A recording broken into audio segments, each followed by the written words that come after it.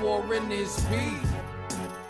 Yes, it go way beyond burgers. Hope will go way beyond searching. Erudition take you beyond learning. Education keep your heart yearning. It's so born.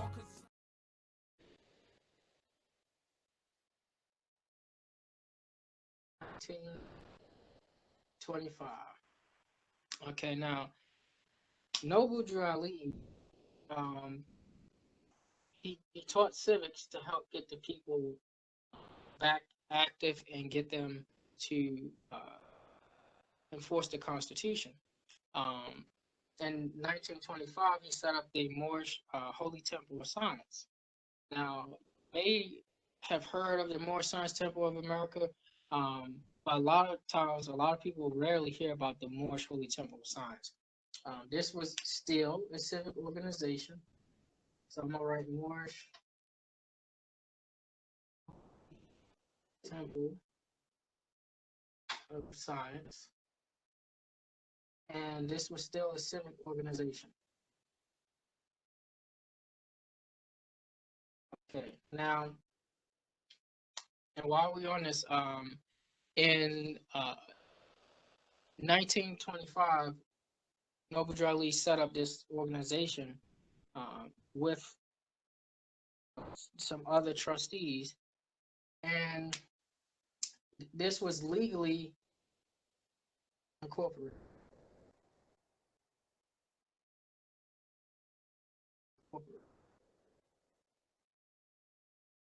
Okay, now, if you know anything about Chicago or Illinois in that state of jurisdiction, territory, whatever you want to call it, during that time, and a lot of times it's still trying to be enforced today, you couldn't be a corporation unless you had the name corporation in it and or incorporated.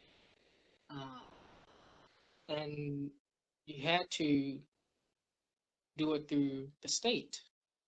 Now, Noble Drew Ali, he didn't set this old Canaanite temple up through the state of North New Jersey, nor did he set it up through the Secretary of State in 1925. He did it through the county recorder. Okay. And after that, he was forced to make changes because of all of the things that was going on in the movement and all of the opposition that was coming. So he was forced to make changes. And he did. He changed this organization into a religious establishment, which was the Moorish Science Temple of America. Moorish Science Temple. So he created the Moorish Science Temple of America. Now, people in the temple will say that it's this religious movement, but this is more than just a religious establishment, and a lot of times they don't comprehend linguistically or civically what religion means. Religion, from linguistics, it means the realignment with the stars, with your ancestors. Religion and jurisprudence, it means to, or in law, it means to have your ecclesiastical establishment set up for protection. And this is why you see that they said that the church and state are separate when they're really not. The church owns the state because it created the state Now, we'll get to that later, but he then set up an ecclesiastical body politic for protection and arms so that they can better accomplish their mission. In the process of setting that up, shortly after, so this was in 1928, at 1 year. Shortly after that, then the next year, Noble Drew Ali was mysteriously murdered. Now, we don't know exactly how, because some say that he was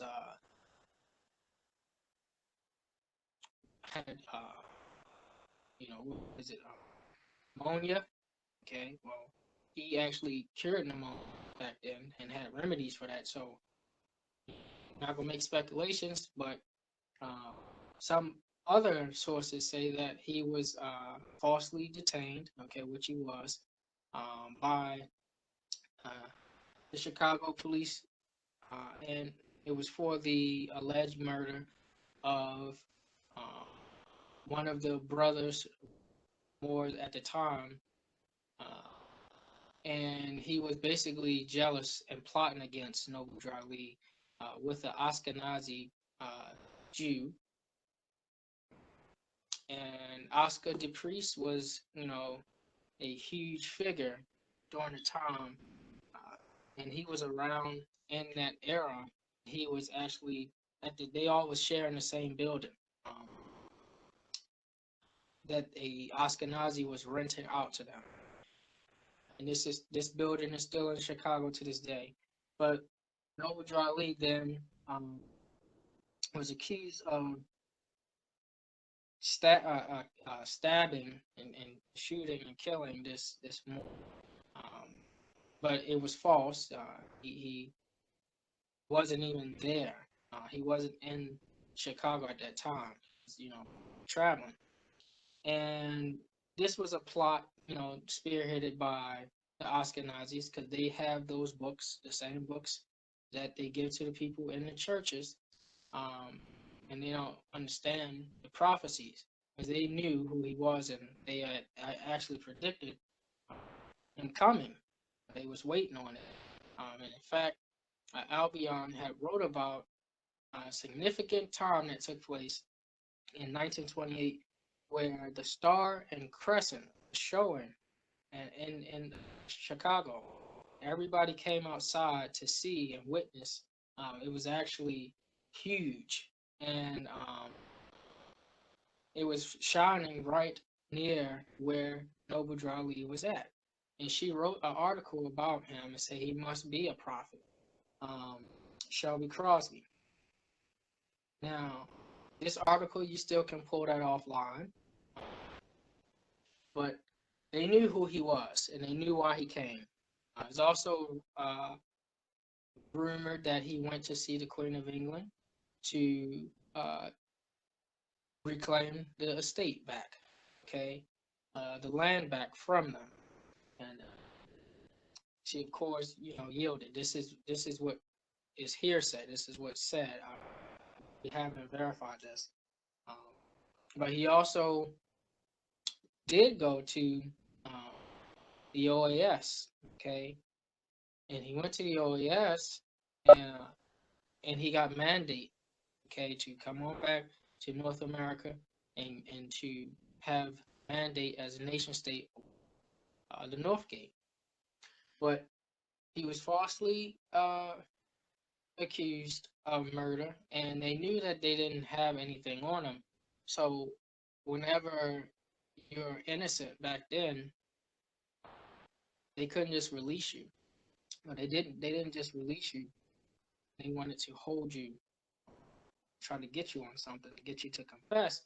They would just keep transferring you to other detention centers, and that's what they was doing. So they were beating him while they were transferring him, and from that beating, that's when he finally was released.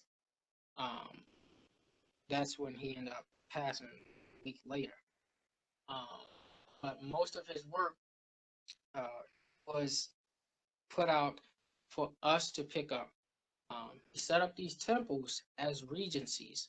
If you don't know what a regency is for, like for example, if you go to another country uh, location, you have your embassy or consulate as a regency. This is what the temples were.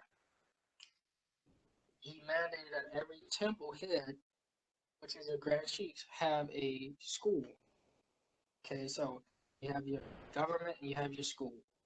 So in today's temple, if you're new to the movement, you'll see a lot of Moorish Science Temples of America, and these Moorish Science Temples of America, they have a lot of different uh, views. A lot of them are 501c3s, and 501c3s mean that they have a agreement with the Secretary of State and the IRS not to speak civics, okay, and jurisprudence, and they receive funding and tax-free breaks. So a lot of your temples are corrupt. Okay, I shouldn't say that. Temple leaders are corrupt. The temple isn't. It's just the leaders. Um, Now, the Moorish Science Temple of America Incorporated was supposed to be a regency, a corporate regency, ecclesiastical body politic, so that we will have remedy for the things that we're facing now. So, for example, a lot of people are dealing with traffic tickets and being detained and mortgages, student loans, car loans, all of these different things. With what Noble Drew Ali set up, he fixed it so that the Grand Sheik and the chairman, they have the power to make law and enforce law. And if you don't have the bylaws, the divine constitution and bylaws for the Moorish Science Temple of America, it says it in Act 1. And with him being able to have his mandate under ecclesiastical law, the Grand Sheiks, the heads of the temples, have the power to make law and enforce it, to change it and to work it in your benefit, and they will go directly through the Secretary of State. Um, that's not happening today for obvious reasons because they've been infiltrated. But that would stop a lot of the bleeding that's taking place.